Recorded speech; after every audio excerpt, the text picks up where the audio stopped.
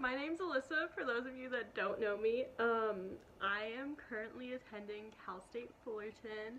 So since I am so close to Disney and I've always wanted to do it, I'm going to start doing YouTube videos for Disney. So if you're interested in any of that, this is my first video and more should come soon. But yeah, I'm really excited. I've always wanted to do this, so hopefully it goes well. This is just my beginning video, so I'm just gonna say my top 10 favorite rides and just kind of like introduce myself.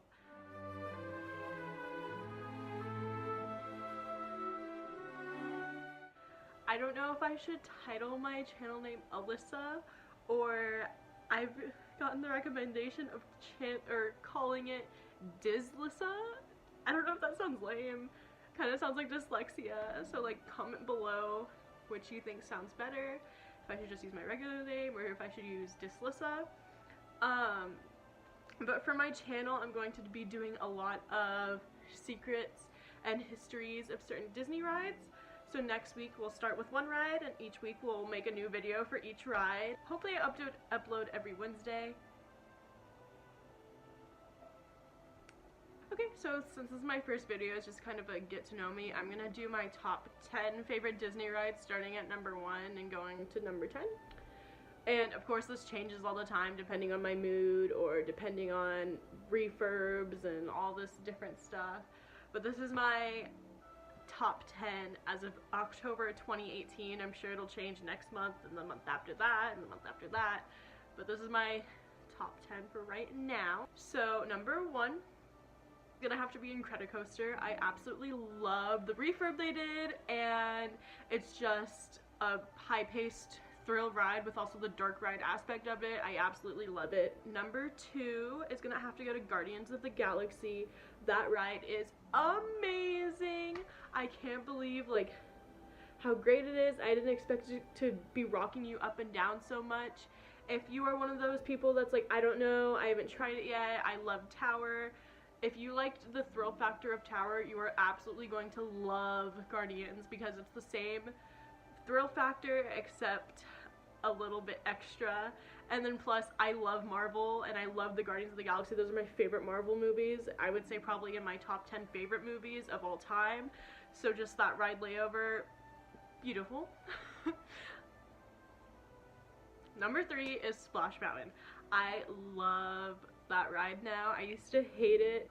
Recently I've been going on it a lot and I just absolutely love it. It's so fun and high paced, and then you also get the singing animals. It's just so great, especially because I was forced to watch Song of the South, which wasn't a great movie, but the connection between the movie and the ride makes it like interesting to watch how they incorporated the movie into the ride, and also like the repurposing of the America Sings animatronics is pretty cool, even though they're kind of getting a little worn down. But yeah, that ride's awesome. And then the 50-foot drop, I finally keep my eyes open. I used to be too scared, but I finally keep my eyes open on the 50-foot drop, so that's great.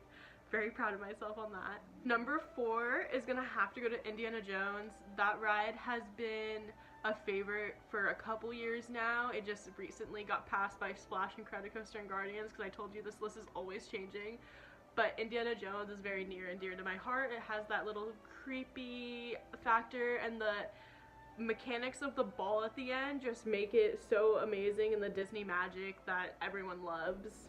And then number 5, a ride that I've loved ever since I was a kid. I've always loved this ride, Pirates of the Caribbean. It's a classic, especially the new redhead scene. I love it. I was in between. I could see both sides for the redhead, but I trust Disney. Disney made the animatronic amazing. The ride looks amazing. It seamlessly goes through. The singing, just the happy yo-ho, the baby drops and everything. Just that ride has just such a great atmosphere and reminds me of my childhood, so I love it. And then number 6 is gonna have to go to Peter Pan. I love that dark ride.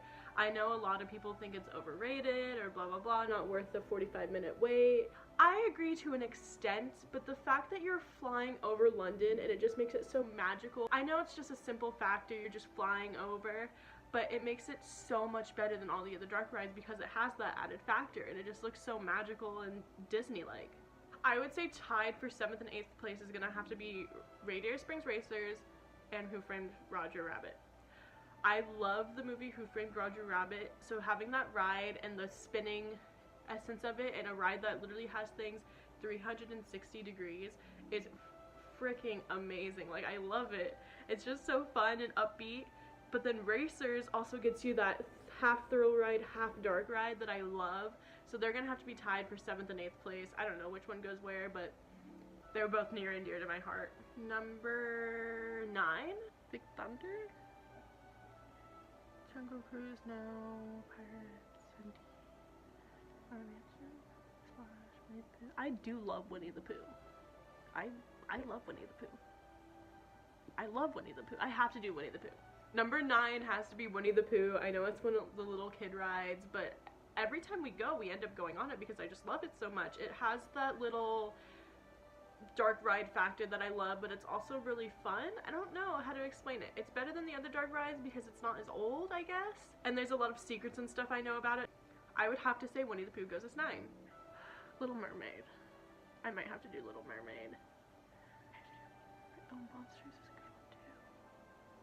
I'm gonna have to say tied for 10th because they're kind of both the same and equally near and dear to my heart. They're kind of like a time filler, so when you're in between fast passes or just don't want to wait in a long line. These are my 2 backups because first, if you guys didn't know, the Monsters Inc. ride in California Adventure has this thing called a buddy pass. So if the ride's like 25-30 minutes long and you have a big party, say you have a party of 6, say you don't want to wait in that long line but you still want to go on the ride, but you don't really care if your whole group sits together, you can go up to the cast member at the front of the line and just ask them if they have buddy passes for today. What a buddy pass is it's kind of like how single rider works. I don't know if you're familiar with that, but they will give you a pass and it's for 2 people to go on the ride at once. So since the ride loads 6 people at once, if there's a party of 4, they will go in and then you will fill the back row. So you get in fast. I'd say I've only waited like 5 minutes max. The only thing is you can't sit with your whole party, but you can sit with one person from your party. You get to skip the line, sit with someone you know. You won't sit with everyone you know, but then also get to ride the ride. It's a great strategy to use if you guys didn't know. Tied for the Monsters Inc. ride would have to be Ariel's Undersea Adventure. Little Mermaid is my favorite Disney princess. Has always been since I was very little. I have no explanation, I just love her. And Monsters Inc., that ride is also like fairly newer, so I just really like it. They both are kind of like rides you can do in between fast passes and such, like I said earlier, and they're just both really nicely built dark rides. I would say I like Monsters Inc. a little bit more just because they skip the whole battling Ursula scene in Little Mermaid, which kind of bothers me. I don't know why, I just feel like you need that major plot part in the ride, but besides that, they're both really great rides. So thanks for watching. I know this is my first video, so it's probably going to be a little bumpy, but if you could give it a like and then also subscribe if you want to see my next content. So just tune in next week on Wednesday. I'll be uploading every Wednesday. And if you have any tips, just leave a comment down below. As I said, this is my first YouTube video, so if you guys have any cameras you would suggest using or any tips just for filming, I'd really love to hear it, so just comment down below. And thanks guys, see you next week.